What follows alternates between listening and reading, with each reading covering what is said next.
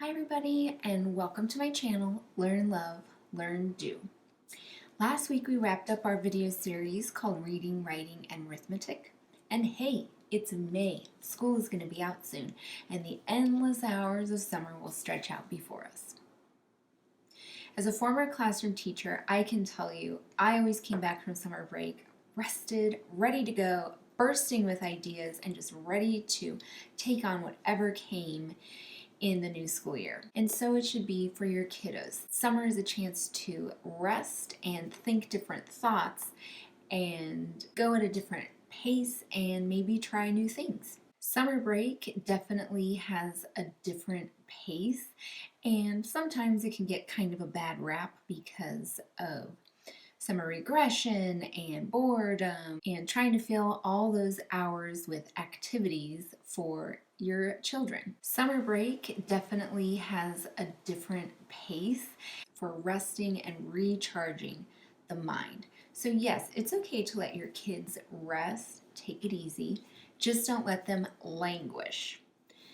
So without further ado, here are my tips on how to avoid a summer regression. First things first, try and have a semblance of a routine or structure.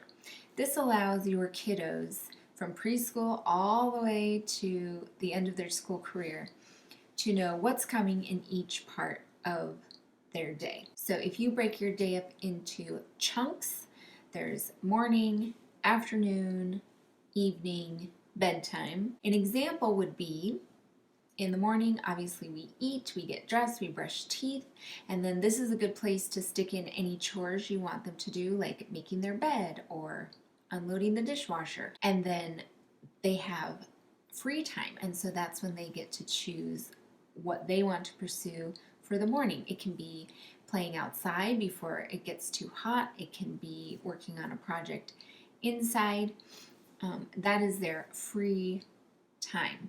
And that's what summer is for. Then afternoon is lunch, and a lot of times it's a nice time to have kind of a quiet activity or a rest time. So after eating, kids can go to their rooms, lay down if they want to, or just do something quiet like read or do a puzzle or any number of things. And then after that recharge period, it's always a great idea to go back outside and play, grab a snack, whatever feels good at that time of the day. And then of course there's dinner, and so you come back together as a family and end your day in some form together, and then it's bedtime routine, whatever that entails for your family. So that's my first tip. Have some sort of routine or structure to the day. This gives kiddos a sense of how to manage their time because there are clear beginning and ends to each section of their routine. And so it gives them that sense that time isn't going on forever. And at the end of this part of my day, I'm going to be doing this and some other things. So whatever I'm working on, whatever I'm interested in, this is the time to do it. And they know what is coming and what to expect in each part of the routine. It really builds in that sense that time is not limitless, and even the summer shouldn't be wasted. Do your students have any interests that because of time they don't get to pursue? Maybe it's time to get back into those. Pursuing different hobbies and interests outside of school will also recharge their mind and give them new things to think about and new problems to solve. Jumping back into a hobby or picking up a new one will encourage new learning and present new challenges to overcome. And it is a very different kind of learning, but it is so vital for the mind to try new things. I've already said this in a number of my videos, but I'm going to say it again. Read, read, read. This is another great way to avoid a summer regression. But summer is the time for your kiddos to get to read what they want. So if there's a series they're interested in, you could pick that up from the library for them. There are tons of books out there, again, from your library that you can download right to devices. And of course, libraries have summer programs for reading X number of books and then you get a prize. Anything to keep them reading. And if you have little ones at home that you're still working on building reading in as a routine, check out my video for how to read to your preschooler. And lastly, let your kids see you reading. Maybe it's a news article, or maybe a magazine, or maybe even a book. I check out books from my library onto my smartphone, and my daughter frequently walks in on me reading a couple pages. Or I'm cooking dinner and everything's going and the timer is set for the next step, and I'll read. And she keeps catching me reading, and that is a good thing. And I'll even show my 2-year-old, look, this is mommy's book. So that way she knows I don't have my face buried in a screen. I'm reading a book. And speaking of screens, go ahead and set some screen time limits. It's very tempting to just let the screens run wild and free on summer break. And they have their place. Using a device for an activity, a game, to chat with friends, any number of things has its value in terms of recharging and letting a kiddo relax and kind of not be responsible or in charge of something. But then it's always a good idea to say, okay, time's up, and bring them back to something that uses their mind in a different way.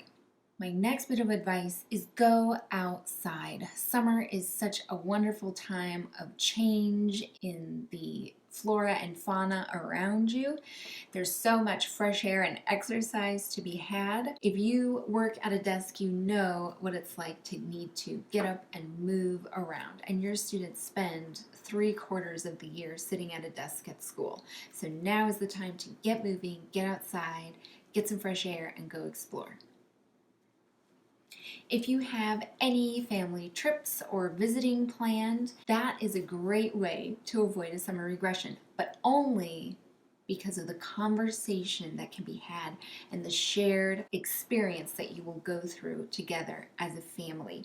And so there should be lots of dialogue, lots of talking, lots of questions about, do you remember how long we had to stay in the car? Do you remember when we had to stop at this restaurant? Do you remember what it was like visiting this auntie or this friend? There should be a constant flow of conversation and listening to your kiddos' responses and asking them more and asking them what else they remember. This is a very loose and primitive form of writing, and having your kiddo tell you their ideas and their impressions about a shared experience that you all had gives them a chance to write without writing and tell what they saw and observed and thought. And this is my absolute favorite bit of advice of all time. Don't be afraid of boredom. If your kids come to you whining that they are bored, turn them loose. It's not your job to entertain them. It's not your job to find activities to fill every minute of their day. It's up to them to decide how to spend their time and get interested in something. Maybe as a family you could sit down and come up with some ideas or some materials that you could always just keep on hand, or a list of things that they could go to when they're feeling like, I don't know what to do. I'd also like to bring back up this book that I've referenced before, Tinker Lab. It is full of experiments and projects and crafts and different things to do. So even flipping through this, something might catch their eye, and you can definitely make sure you have materials for these activities on hand. It's usually household items for all this stuff. And I'll include a link down below for this book. Again, it's called Tinker Lab.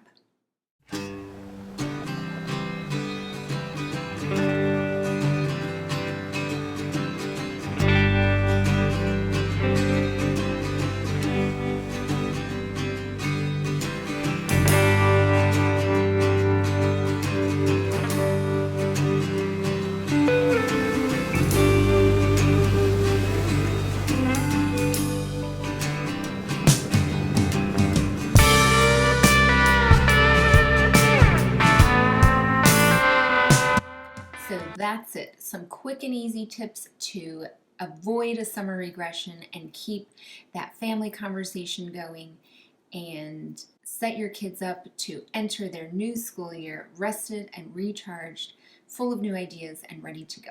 If you liked what you heard today, don't forget to hit that like button, subscribe to my channel to see more videos like this, and leave a comment down below and I will respond to you, especially if you want to see a new topic that I haven't addressed yet. Thanks for joining me today on my channel, Learn, Love, Learn, Do, where we love to learn and learn to do.